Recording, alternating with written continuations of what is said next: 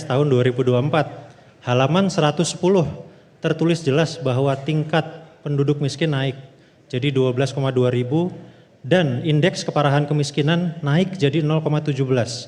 Jadi mohon diperiksa lagi barangkali data tersebut tidak benar dan mohon di cross check oleh seluruh masyarakat.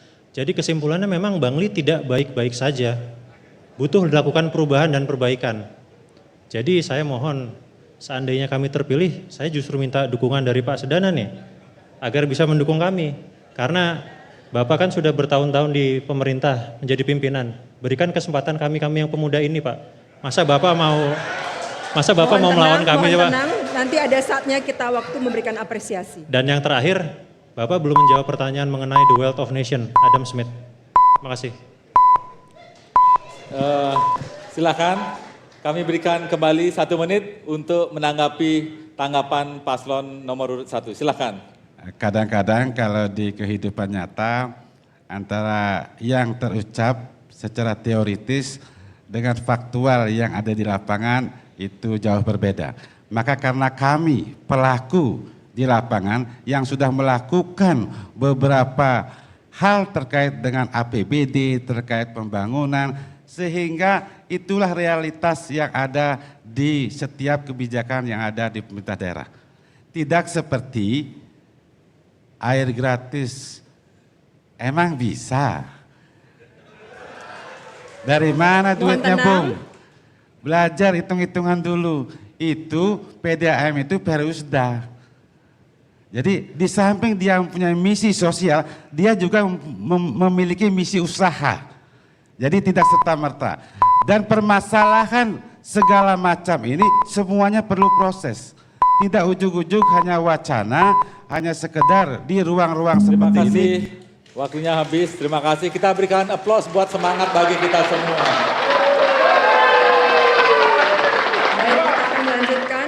Memberikan kesempatan kepada calon bupati nomor urut 1 bertanya kepada calon bupati nomor urut 3. Waktu bertanya 1 menit. Dipersilakan. Pak Giri, saya mau tanya, bagaimana cara dan strategi Pak Giri untuk meningkatkan kesejahteraan ASN? Karena Pak Giri bertahun-tahun menjadi ASN dan sekarang dengan adanya pendekatan-pendekatan baru, kira-kira strategi apa yang dipilih agar ASN kita bisa sejahtera, tidak ada potongan tunjangan pokok, tidak ada potongan guru honorer, tidak ada potongan-potongan dan semua potongan lainnya. Terima kasih, Pak. Cukup ya, waktunya masih cukup. Kita clearkan ya waktunya. Kita berikan kesempatan paslon nomor 3 untuk menjawab. Waktunya 2 menit, Pak, dimulai saat Anda bicara. Terima kasih. Kalau ASN itu kami kan berasal dari seorang ASN dan sangat memahami. Jadi ASN itu bekerja dengan rasa kenyamanan yang paling penting. Yang kedua, memang kesejahteraan itu sangat penting. Tapi kesejahteraan itu ada ketika kita tidak nyaman. Ini akan menjadi sebuah persoalan sehingga ASN itu juga akan menjadi pada situasi yang sulit. Ketika paslon 1 menanyakan bagaimana cara, kita harus mengatur APBD. Kita harus mengatur karena untuk gaji itu kan urusannya sudah diatur dari pusat. Kalau namanya TPP dan sebagainya, pola pikir kita harus mengacu pemerataan dan keadilan dengan tugas-tugas kerja yang kita berikan. Dan bagaimana mencari dana, Pak? Ya, Astungkar, karena saya di bagian dari link dari Pak Presiden Prabowo, barangkali itu yang akan saya lakukan untuk memberikan pola-pola nanti penjajatan pada pegawai, tapi tetap mengacu kepada reward and punishment. Artinya begini, pegawai yang mereka harus bekerja, kita atur jumlah pegawai. Bagaimana pegawai yang ada ini, seperti katakanlah di kebersihan, di pemadam dan sebagainya, itu pastinya ada uang risiko yang harus kita berikan. Dan termasuk juga ada pendapatan-pendapatan yang lain. Misalnya honor sudah semua dibatasi, tapi ada hal-hal lain. Kami kira sepanjang ASN itu diberikan secara rutin dan merata dalam tingkatan dalam bulannya, mereka sudah menghitung dirinya. Karena untuk jadi kaya tidak boleh jadi ASN, Pak. Inilah dasar-dasar kita lakukan, kita harus bersatu dalam kesatuan untuk menjalankan tugas-tugas untuk memberikan pelayanan pada pimpinan terutama untuk kesejahteraan masyarakat. Kita adalah pelayan, bukan yang kita dilayani. Itu kira-kira yang bisa saya sampaikan, Pak. Terima kasih.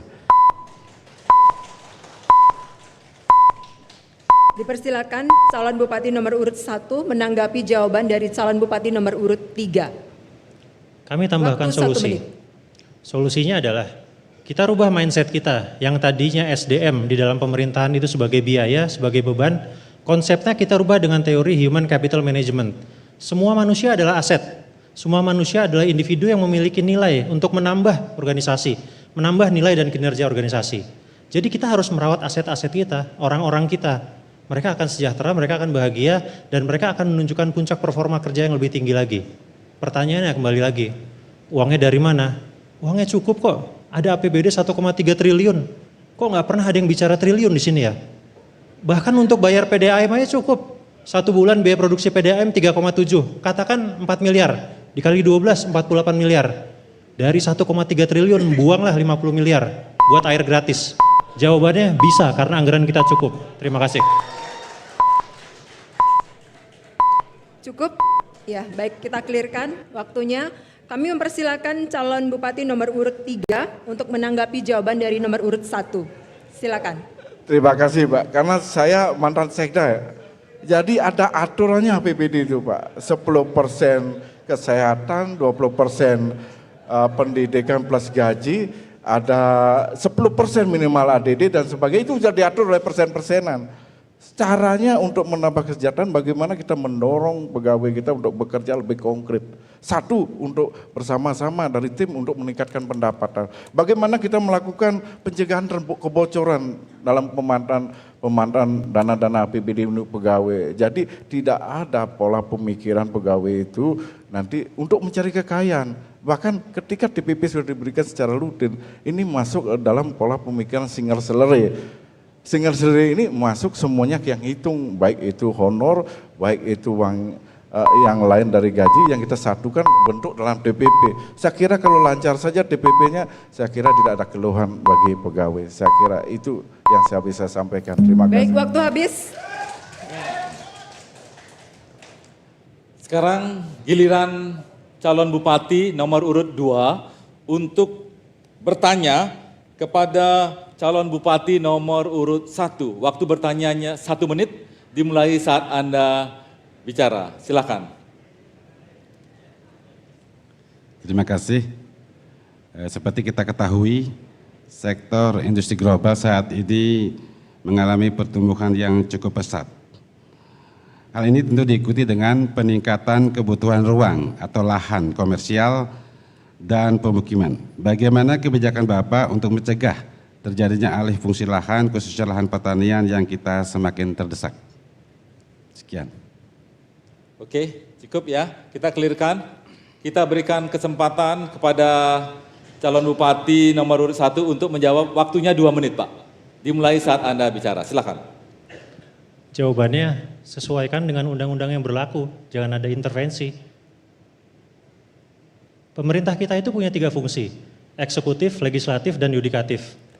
Nah, saat ini di Bangli tidak berjalan check and balance antara eksekutif dengan legislatif.